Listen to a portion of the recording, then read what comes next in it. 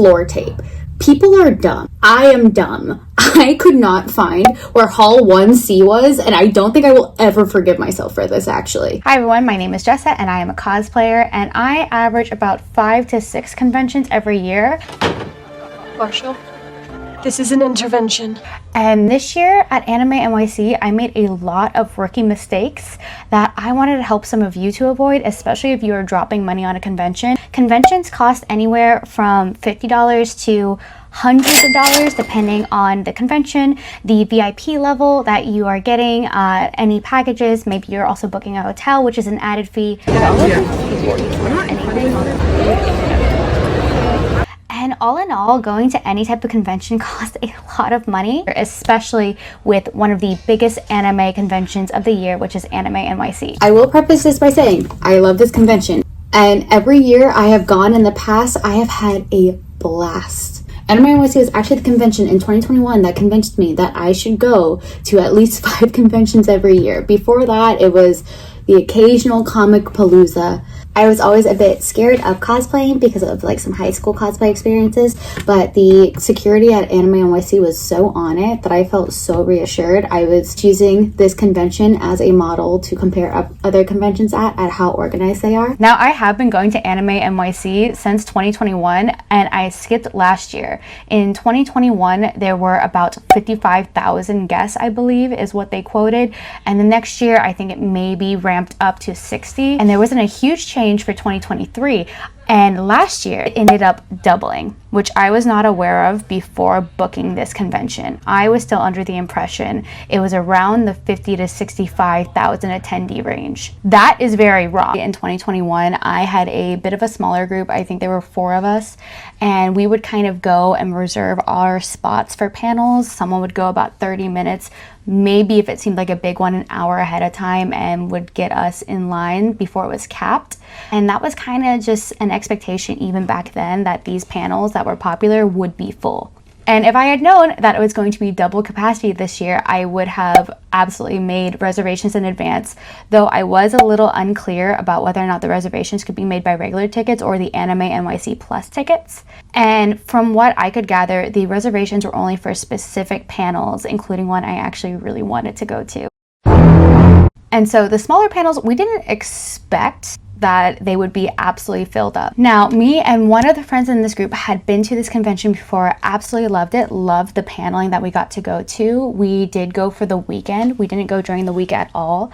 And while Saturday was a little bit full, we did manage to catch a couple panels on Saturday just by showing up to certain ones. Sunday, we had a lot more breathing room to look at some more interesting panels and actually enjoy our time. So he and I very specifically were excited to bring, I think, 5 more people to this convention, and that is where we made our first mistake. Trying to get all of these tickets and the days that we needed was a nightmare. They went live at different dates. I believe one dropped for the 4-day pass, and then another drop for the other days. The other days weren't as hard to get as I anticipated. It was a little bit of like a long online line that you had to wait through, but I managed to get everyone's tickets except for one person who joined later. I'll get to that in a bit. But overall, very smooth experience. The Animenyc site is very informative. I don't think they had their programming up, which is not unusual for conventions. They're panelists that are still applying and still kind of working out the details of what they're going to do or say. I just, as a convention goer in general, would like for there to be a release panel date so I can see what I really want to go see instead of just any of the big events. I think they announced those, what days those would be on, in advance already. I just kind of guess, as per usual, my convention going methods, that Saturdays are usually the best days and where the big things happen. Thursday and Friday, people usually tend to have a 9 to 5, so they book a bit more of the chiller events. Maybe that is where people can go and shop. And this year, I actually looked over the paneling from Friday, and I think the regular panelings, in my opinion, seemed far more interesting on these 2 days than on Saturday and Sunday. Which I can understand. You do want to pad out your event so it's fun for everyone, but I just wish there would have been more things to do than the big events on Saturday and trying to get into those panels, which whenever you got there, you find out they are capped. And as I said before, and this was a recurring thing and why we actually kept on missing panels or getting there early to reserve our spot, is Javits Center is huge. Going from one side to the other, especially in my cosplay, took at least 15 minutes. And with a whole group of people, when you are losing people every 3 seconds because it is absolutely packed, is a nightmare. Now, that being said, there was good Wi-Fi, there was good signal, which is very important at a convention center like this. And so we showed up right around 12, I think slightly earlier, just walked in and we just had to show our badges. No one scanned anything and they just let us right in, which for a convention, I think is a little insane. I'm all for accessibility and, you know, whatever gets people through the line the quickest, but not to plant any ideas of crime in anyone's head, I could see how you could very easily leave the convention center with the badges you had once you got your friends in and then go and bring more people in. And I would not be remotely surprised if anyone did that. Regardless of whether or not everyone was ticketed, it was way too packed. I'm talking lines like Disneyland, but for just looking through Artist Alley, looking through the gaming expo. It was crazy, even if you just wanted to do some of the more chill events at a convention. And of course, every single panel that we tried going to was booked. That might be because it was very popular, or we just happened to get unlucky, or also the fact that I don't think there was a ton more programming, but there were double the attendees, at least in the past. And the panel I wanted to see, which has one of my favorite voice actors, started at 12:30. I'm gonna have to like bring you down to earth for a sec. There's no way you're getting tickets for that show, but I love your enthusiasm. And this panel was with Kenjiro Suda, which I know he's very popular. I knew it was going to be a little bit of a long shot, but we went at 12. We asked one of the staff people how to get into this hall that already seemed closed off, and he told us to go around to a different room, even though this one was supposed to be in a hall called 1D. He told us to go to 1C. And I've been to this convention center before, but I don't remember it being this confusing with the labeling of rooms. It was like 101C, 102C, and it was just a long hallway, and there was no arrow or direction or like floor marking saying like hall 1C. We ended up going to like a staff room where they also could not direct us how to get into 1C. They were on their break. We didn't want to bother them too much anyway by pressing it. We ended up getting back to hall 1D with the same person, I think, when it had already started, and then had someone else in the staff direct us to where we were properly to go, and then standby was like 50 people. There was no way we were getting in. And I will forever be a little devastated. I don't particularly fault the staff members. It is a huge convention center. It is hard to describe exactly where someone needs to go. It should have been me, not him! It's not fair! But it is what it is. We tried going to some other panels. Once again, even if we were 30 minutes ahead of time, they seem to be booked up. When you're going back and forth between the expo hall and the smaller halls that are on the opposite side of the building, that's 15 minutes each way, and you are getting more and more exhausted. You're just being told that all of this stuff is unavailable, and it was just super discouraging. I think all of us spent a total of an hour in the actual Artist Alley general area, and it was maybe a total 2 rows that we got to see because it was just packed. And when you're in cosplay, you're a little bit more limited. Several people tried taking photos of me, and that didn't work out because there was no room on the hall floors in any of the games that were being shown, which they had beautiful displays. They were really amazing gaming displays. They were really amazing, like this Aniplex museum like display, like showing some of the items. They actually didn't make it clear if it was like the real original script or like the real like 3D model that they had while picturing these things. It was just kind of items that were listed with quotes or with what anime they were from.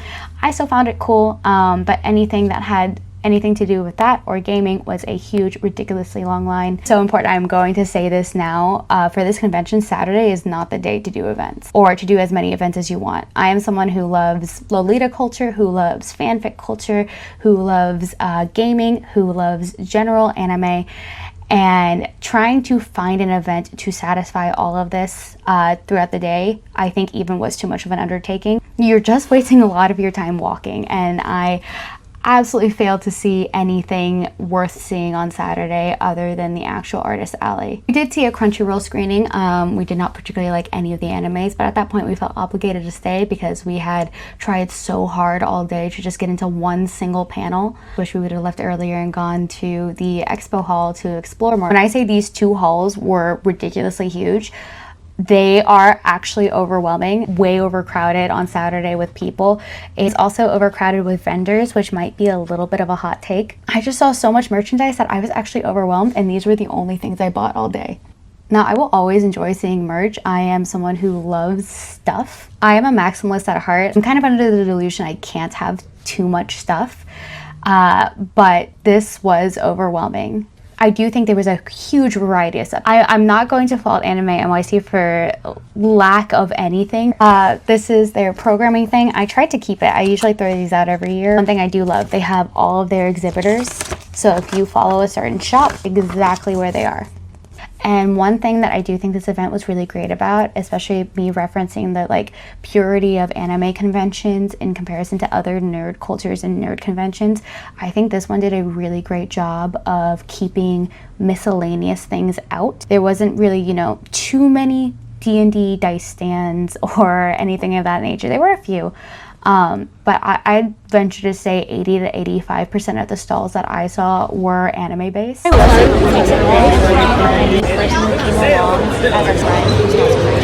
So if you had anything in mind, I'm not a huge figure person, so I don't know about like rare figures.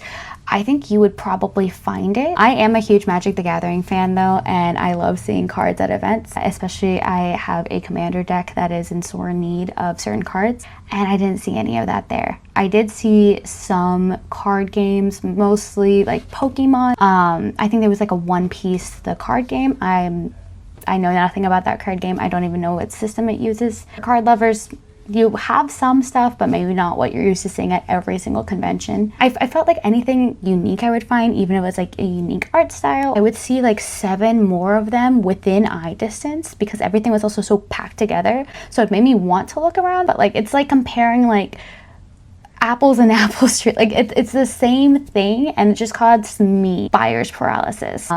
One thing that I saw that was really cool, and actually I've seen this at a different event, I did buy this, are these tapestries. I am someone who's a fiber artist, but not specifically in this vein. I mostly sew, specifically for cosplay, but I'm not sure how woven blankets this year became so accessible and or trendy that I saw so many at this event. Especially when I haven't seen them before outside of the convention that I went to the week before. I did see a very, very cool Madoka Magica one that I am regretting not buying. But like I said, I was so overwhelmed with the amount of stuff. It is so loud. That I honestly think I only got through 50% of like truly looking at the stands. And the rest I tried glancing over, but it, like I said, it was so crowded, it was hard to even get through the convention hall, much less see every single thing I wanted to see. I think you could spend an entire day, if not more, just in the merchants area, and you would still be very overwhelmed with the amount of choices. I do think they could have packed the hall with less vendors. I don't want any small business to ever fall under because they weren't approved for the vendor list. But so the actual lanes are numbered so you can find people a bit easier. Even then, it's so hard to find someone because the halls are so long. So you might say I'm in aisle 1700 and it still would probably take a good 10 to 15 minutes of people like poking and like weaving about to try to find you. Even with these aisles, there were like weird in-betweens. I'm not sure if it was how it was structured or if they were trying to like maximize how many vendors were in this space. And I do want to also add context to this of I'm at a lot of conventions. I'm used to packed vendor halls where there are more vendors than how much space the convention center allows. I'm used to convention halls that are crowded, even just like how closely the vendors were packed together. It felt like everything was bleeding into each other. I just felt like it was a little bit of a liability at that point. I hope they have great insurance and that if any of the vendors got anything damaged that they were compensated for it. Now, I know I'm giving a lot of critiques and I have sprinkled in some compliments, but one of the things that I love about Animenyc every single year is that they have so many events and that they have these beautiful displays in the expo hall specifically. There was so much gaming. I cannot tell you how much gaming stuff there was. On Sunday, whenever I got to play these games, it was a lot of fun. There were a million freebies at this convention. Trinket collectors, you would love it. You do just have to like play a game, maybe download an app, maybe like add something to your Steam wish list. But there were so many freebies at this convention. I have an entire little baggie of freebies, and that's probably why I had so much fun at this convention, honestly. Even if you didn't get into a panel, it is kind of just fun to see them. It is fun to see the Hololive concerts.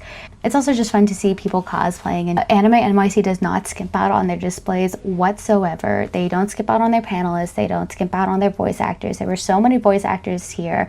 I actually got to see Jinshi's American. I actually got an autograph from Jinshi's. I actually got an autograph from Jinshi's English voice actor, which did take 2 hours on Sunday, not on Saturday, on Sunday to get. Me and one of my friends did take turns. Oh, Sunday was more what I'm used to for regular conventions. There still were a lot of people. It was still crowded. It was still barely can take a cosplay photo on the expo hall floor crowded. It was a lot more manageable. That was the day that actually me and my friends were able to go shopping and like not be too overwhelmed. There were actually 3 panels that we saw that we liked. There was one for content creators, which they lovingly sat in on for me. Also was a voice acting one, which provided a lot of really helpful information. And the final one we saw was about Omegaverse, which I'm not going to divulge the intricacies of. And what an alpha is that this is, again, the top dog of the pack. They are super macho. But it was a very entertaining one. The energy was there. I'm hoping a lot of panels were like that this year. Sunday, I flew back. I did think everything wrapped up by 5, which was my last panel wrapped up, and the expo hall was already closed. So it was just a matter of leaving at that point. Wasn't too bad leaving. We're still people taking photos outside. The staff did want us out immediately though. I understand, it's herding cats. It's so many people. But yeah, they were like, get out. I did see that an overwhelming amount of people who were posting about this had a really great time. Now, as far as game plans for what I'm going to do next year, probably, if I end up going back. Not to say there's anything bad about Animenyc. I love the convention, but there are a lot of conventions in the months of July and August. But if I were to go next year, my game plan is 4-day pass. I know they sell out basically instantly, but if I am lucky enough to get a 4-day pass, I go Thursday shopping, Friday panels, Saturday shopping day. Or honestly, I hate to say it, maybe I would just skip Saturday. If you want to buy things, if you want to look at things, if you want to like try to click things off your list, waiting around that long just isn't a possibility. Sunday, I bring my luggage because that's also something I did not notice. I knew they had check-ins for your bag. I didn't put the logical thought together that my flight was soon after the convention, so I can bring my suitcase with me to the convention. The line was a little long, but I think it was better than walking all the way back to my hotel for my bags. So that is something to think about for next year. So half panels if I see anything good, and shopping. And also probably photo shoots. I think Sunday is a great cosplay coordination day if people are still there, because that is where a lot of people are gone. A lot of the big main photograph areas are empty. People have taken their photos, people have left. This convention has been running for quite a few years. They're very, very organized. I did like how it was laid out. They do have, you know, all this information. They have actual maps, which is very helpful. I actually, and this is entirely my fault, forgot that they definitely have an app, as most conventions do, which will help you navigate and actually keep track of your schedule. And I forgot to utilize that. I forgot that would have helped us a little bit better, because definitely me going onto the mobile thing was a nightmare. You'd have to click to change the day. I would have their full panels instead of just like their highlights. I truly only know is there just needs to be less people, or you need to spread out the hour, like something to combat how crazy it is. Because even with the most organization, if you're exceeding your capacity, it's just going to be so overwhelming. Whether that's raising prices on, I never want to raise prices because that makes it inaccessible to people. I was just pondering how to solve this issue, especially if the convention won't cut down on ticket sales, which I understand why not. And I never want to rob any weeb of the privilege to go to a convention. But I personally would come up with some type of system for staff to notify the app when a panel is capped, especially if it's before the panel. Like if they have all the waiting section that they could predict, that you don't have to walk 30 minutes to and from one place in the convention center. I also would do more panel reservations and I know that's such a pain, especially if you, as someone who brought a big group, it is so hard to get people to actually reserve for things. If panels actually had reservations, even the smaller ones, that would make it a lot better for people who wanted to do a lot of things at a convention, like taking photos, like going to the expo hall, like seeing all the panels they wanted. And it also might discourage ticket scalpers from especially selling tickets last minute, because there's not a ton for people to do. Speaking of which, actually, one thing that made me very mad, and I said I was going to talk about this later, is the fact that there were so many scalpers. Tickets leading up to the event were basically completely sold out. I had one friend who joined me last minute, and we had to pay, I believe, almost 4 times the price of the regular ticket.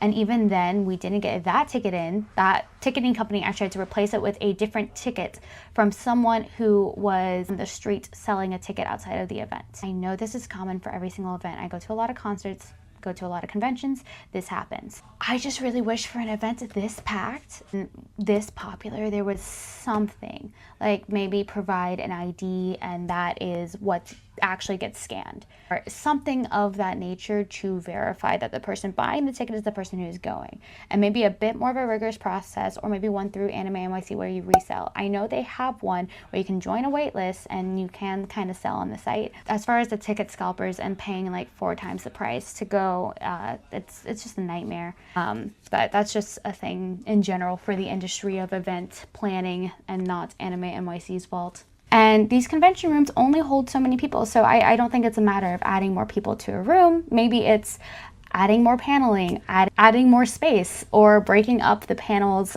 I noticed that none of the panels began before 11. I do think that is how it was in the past. I think maybe starting at 9, which is a hard ask for panelists to wake up and have their presentations ready. But I think especially if it is something very entertaining or very in demand, the people who actually really want to go see it and aren't going to be on their phones, or people who are partners or friends who might be there to emotionally support people, might choose to skip out on it, and the people who really want to go will go in the morning. I do wish there were more things Animenyc would put on in display where there is no ticket limit, like displays in the middle of an expo hall, maybe performances, something of that nature where people can just gather around. Especially for the people who couldn't make their panels, so they're not just so bummed out that they missed out. So that was my convention experience. I do think we fumbled the bag on this one a little. Regardless, even fumbling the bag, it was a lot of fun. I got to play so many new games. I'm so excited for Kaiju 8 actually. And I also just love going to these conventions because it's a time for me and my friends to watch anime, for me to reinvigorate my love of anime. I have a huge range of interests, from anime to high fantasy to video games. But I do just enjoy general nerd culture. Just being around other people like that is so much fun. And I hope this helps at least someone out in the future. I also think I just wanted to kind of like dish my experience as like a video diary. And that is it. If you like this type of content, be sure to subscribe, follow. I don't know where I'm posting this. I generally post a lot of anime, fantasy, cosplay, crafting tips and reels, and I'm trying to post more video content about general nerd culture. So I want to see if you guys like it. That is it. Bye guys.